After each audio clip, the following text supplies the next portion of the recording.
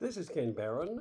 Today I want to talk about anti-black, redefined as pro-equality, anti-gay, defined as pro-family, and anti-immigrant as pro-American.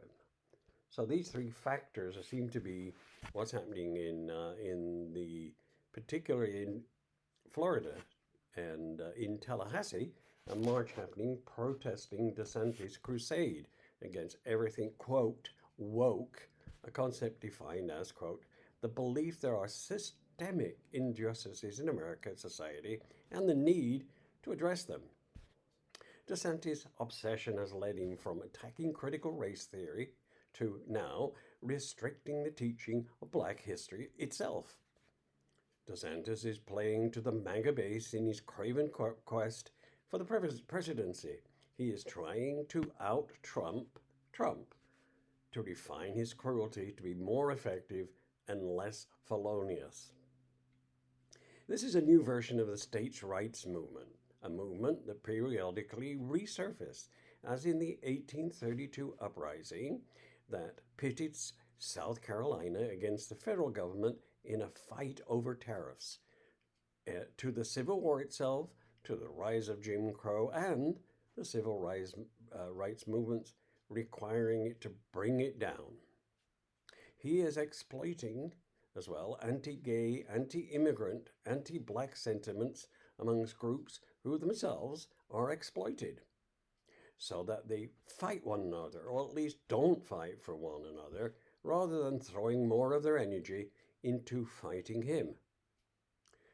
For example, Cubans in general don't see themselves as a marginalized minority, but rather they possess an exile ethos that prioritizes affairs of the homeland. When DeSantis flew Venezuelans, immigrants from Texas to Martha's Vineyard, a poll found that half of Florida's Hispanic voters supported the ploy.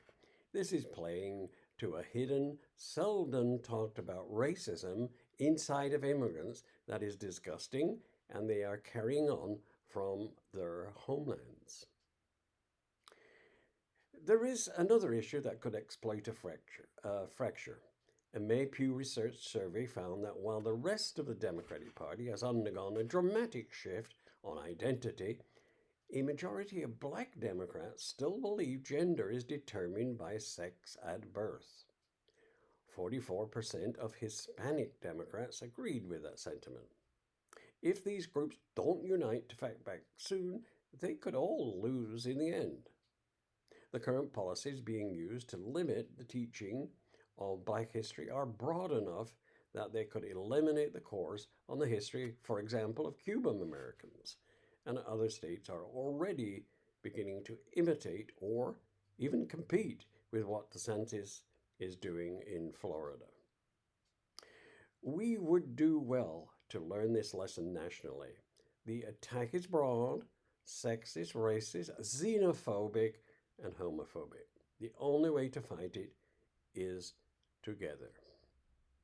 Thank you for listening. This is Ken Barron with the National Association of Black and White Men Together. You can find us on Facebook, Twitter, and other platforms, and our website is nabwm.org. And if you want to email us, that's nabwmt@nabwmt.org. Please subscribe, like, and comment if you wish. Thank you.